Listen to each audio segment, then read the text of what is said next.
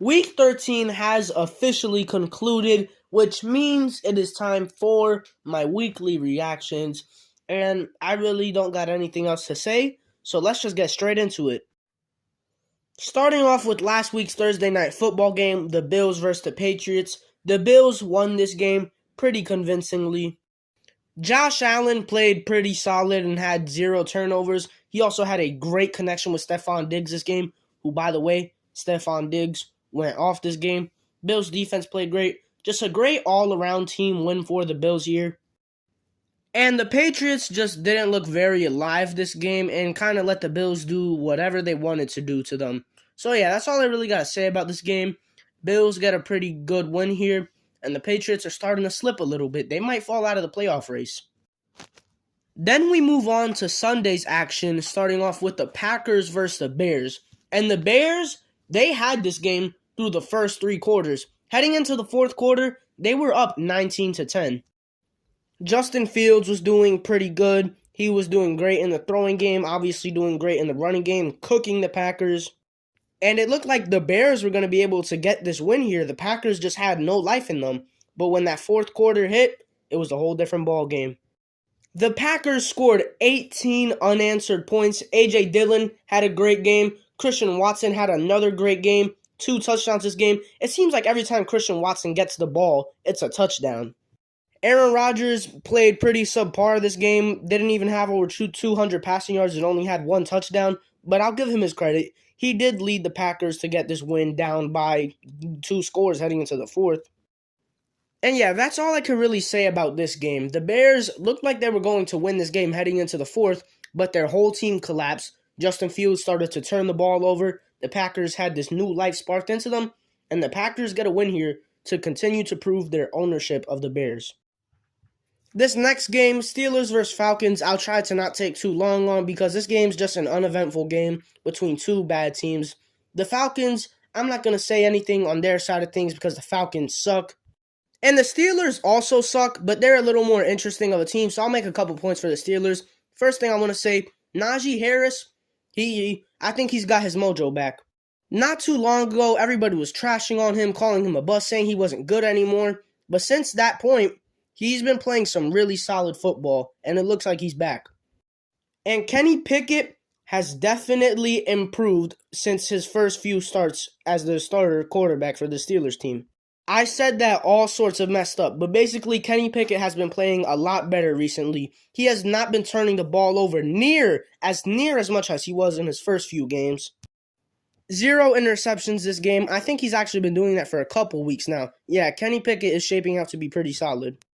Other than that, though, this game was boring, and there's nothing more I have to say about it. Steelers get the win here. Cool, this doesn't mean anything in the grand scheme of the NFL. Next up, the Jets versus the Vikings, and this was honestly a pretty weird football game. The first half was completely dominated by the Vikings as they were heading into halftime up 20-6. The offense was clicking, the defense was looking absolutely great, and it looked like the Vikings were going to be able to cruise their way to a victory here. But then the second half came around, and the Jets honestly just outplayed the Vikings. The defense had woke up and the offense had began to actually do something, being led by Mike White. Garrett Wilson was starting to go off at this point. And this leads to the final moments of the game where the Jets are making a drive down the field, 22-27. They're in the red zone, little time left on the clock. They need a touchdown to win, and Mike White throws an interception, and the Vikings win this game. And that's pretty much how this game went. To talk about all the in-between things, Mike White threw for a lot of yards, but he didn't have a passing touchdown, and he had 2 interceptions. Garrett Wilson went absolutely off. Dalvin Cook had a pretty solid game, and Justin Jefferson, he was pretty quiet for most of the game, but he did have a touchdown. Kirk Cousins' only passing touchdown was caught by Justin Jefferson. But yeah, that's this game. It was kind of boring in the first half, but in the second half, when the Jets started to actually play football, this game became pretty entertaining, but the Vikings still pull out the win. Next up, Jaguars versus Lions, and I can't believe I'm about to say these words, but the Lions absolutely dominated this game. They won 40-15. What else can I say? Everybody on the offense was eating. Jared Goff masterclass. Amon-Ra St. Brown had a maniacal game. 11 receptions, 114 yards, 2 touchdowns. He might be a wide receiver of the week candidate. DeAndre Swift played great here. DJ Chark also played good here.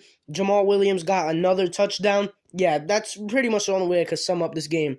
The Lions just laid the smackdown all over the Jaguars. Next up, Titans versus Eagles, and the Eagles get the win here in an absolutely dominating fashion. They bottled up Derrick Henry and the entire Titans offense. Jalen Hurts had a monster game, throwing for almost 400 passing yards, 3 passing touchdowns, and a rushing touchdown. A.J. Brown took this game personal against his former team as he put up 8 receptions, almost 120 yards, and 2 touchdowns. And that's it for this one. The Eagles dominated and exposed the Titans as a fraudulent mid-team that will not make it past the first round. Browns versus Texans, and Deshaun Watson's first game back, he did absolutely nothing. He played pretty bad, and so did the rest of the Browns offense, but that's okay because their defense did more than come to play this game. They forced a whopping 4 turnovers this game, 2 interceptions, 2 fumbles, and all of their touchdowns this game came from the defense. To sum it all up and sound like a nerd, their defense got 31 fantasy points. So yeah, the Browns get the win here, in which their defense absolutely shined. The offense led by Deshaun Watson didn't look good at all, but that's okay. It's his first game back. I expect it to get better from here. Commanders versus Giants, what a game this was. This game was literally just even throughout the whole entire thing. Like, no team got the upper hand during this game. There weren't really any standout performances other than Taylor Heinicke, who had a really good game, and Terry McLaurin, who also had a really good game. It just felt like this game would come down to whoever got the ball last, and even then, still nothing happened with that, as this game finished in a tie. 20-20 was the final score, and this makes things really interesting because these two teams play each other again in 2 weeks. Broncos versus Ravens, I don't want to talk about this one. This was obviously going to be an ugly football game heading into it, and it somehow managed to be an even uglier game than what it should have been. Lamar went down with an injury pretty early into this game. Tyler Huntley came in. He played pretty solid. But after that, nothing crazy really happened until the final play of the game. The Broncos had a chance to win this game on a 63-yard field goal, and he missed. Brandon McManus missed the kick to give the Ravens the win with the final score of 10-9.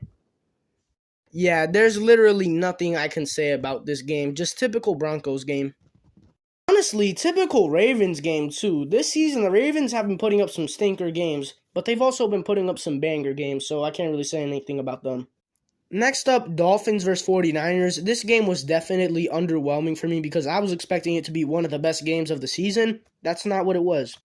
Jimmy G got injured early in the game, and that was really sad to see because he was actually playing really solid lately. So that definitely hurts, but they are saying that he could be back during the playoffs, so maybe there is still some hope for 49ers fans. But even with me saying that, Brock Purdy, who was Jimmy Garoppolo's replacement this game, he played pretty well. With some help from Christian McCaffrey here, Brock Purdy played pretty well, threw 2 touchdowns, only 1 interception, and he just looked good. And then the Dolphins, they started off the game hot. First play from scrimmage, 75-yard touchdown to Trent Sherfield. Other than that, though, they just seemed kind of dead the rest of the game. Jalen Waddle got injured this game, which just made the Dolphins lose a huge dynamic of their offense. Tyreek Hill played good because of this, obviously, because he got all the targets, but it didn't really matter because the Dolphins lost. Tua, he kind of struggled this game through 2 interceptions. That Niners defense looks dangerous. And yeah, that's all I could really say about this one. It wasn't the best game, but it wasn't horrible. Just a little underwhelming, but there's nothing you can do when injuries take place. The 49ers get another win here, though, and they're looking really good. I've got to say, I honestly have faith in Brock Purdy for the 49ers. Seahawks versus Rams, I'm going to be completely honest. I have no idea what happened this game because I had no intention of watching it, and I kind of regret that because this actually shaped out to be a really good game. The Seahawks had an offensive masterclass led by Geno Smith, Tyler Lockett, and DK Metcalf both absolutely ate up this game. Then you've got the Rams, who I don't know what they did to make this game so close. Cam Akers played pretty well, one of his first good games of the season, but he didn't carry the Rams here. At the end of the day, I guess it doesn't matter because the Rams still lost. Seahawks pick up a nice divisional win here over a poverty Rams team. That's all I can say about this game. Chargers versus Raiders. I don't want to talk about this game for too long. The Chargers just lost this game. They just lost it. I think their hopes for making it into the postseason are officially done. They might as well just tank out the rest of the season, get their guys rested up, and prepare for next season. I'm obviously joking by saying that you should always remain competitive. I don't even know if they had their draft pick next year. I want to talk about the Raiders here, because they are really starting to pick up some steam, and I could see them possibly sneaking into the playoffs. They've definitely got some challenging games coming up against teams like the 49ers and the Patriots, but if they continue to play the way they've been playing recently, I could honestly see them sneaking into the playoffs as the wild card as a 7th seed. Derek Carr had another Derek Carr game here, nothing substantial, but Josh Jacobs had another amazing game. 26 carries, 144 yards, and a touchdown, but that does not compare to what Davante Adams did for the Raiders here. 8 receptions, 177 yards, 2 touchdowns. Oh, man.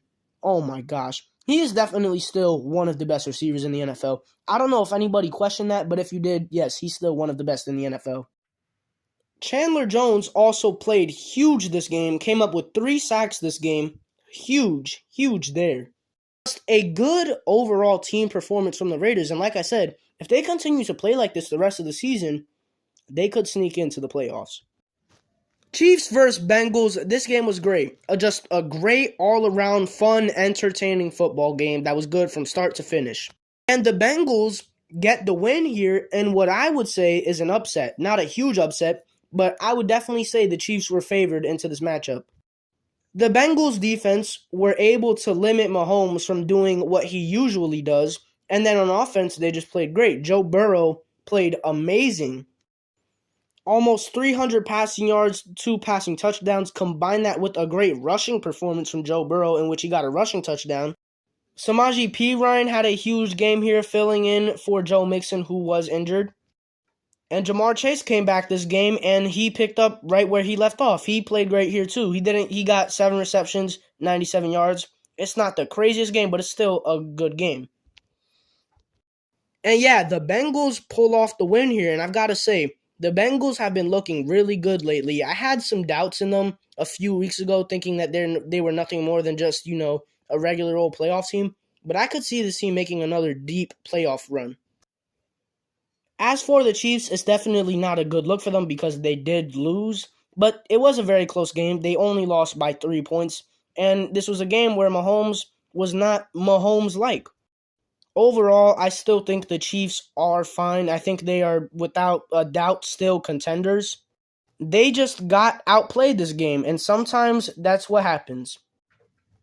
Sunday Night Football, Colts versus Cowboys. The first 3 quarters of this game were very close. Then the 4th quarter hit, and the Cowboys scored 33 unanswered points, making this game end 54-19. That's the only way to describe this game. The Cowboys' defense turned it up in the 4th quarter, and so did the entire offense. They scored 33 unanswered points in the 4th, and the Cowboys put up a dominating win here.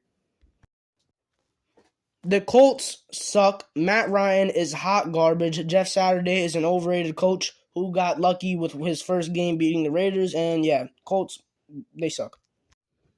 Monday Night Football, I don't want to talk about this game. All I know is that the Saints were up 16-3 with like 3 minutes left in the entire game, and the Bucs still somehow managed to win the game here. Scored 14 unanswered points in like 3 minutes. Tom Brady led another game-winning drive, and the Bucs somehow pulled off the win here. They should be 5-7, but instead they're 6-6, and they still have a playoff spot. Tom Brady just simply can't keep getting away with this. And that is it for my reactions to every game. Let's now move on to my team of the week, starting off with quarterback. I'm going to go with Jalen Hurts. Joe Burrow is a very close second, but Jalen Hurts just simply had more touchdowns and more yards. Yeah, I know that's a very flawed way to look at it. Joe Burrow still played great, but I think Jalen Hurts just played better. Running back Josh Jacobs, he's the first guy that comes to my mind. Put up almost 150 rushing yards and a touchdown. What more can you ask? He continues to have an amazing streak of games. Wide receiver, I actually have a few for this week. My wide receiver 1 is going to be Davante Adams. 8 receptions, 177 yards, 2 touchdowns. Super impactful game. And then the other 2, I'll give it to Amon-Ra St. Brown and A.J. Brown. These 2 had very similar games. Both had 2 touchdowns and had pretty much the same amount of yards. They still played great, though. What else do you want me to say? And then defense, Oh, yeah, defense, without a doubt, the Texans. They forced 4 turnovers. 4 turnovers, and they got like 2, 3 defensive touchdowns. I don't know, but they are by far the defense of the week. And yeah, that's it for my Week 13 reactions. We are getting closer and closer to the end of the season, and I'm getting very excited for the playoffs. But yeah, that's all I got to say. Peace.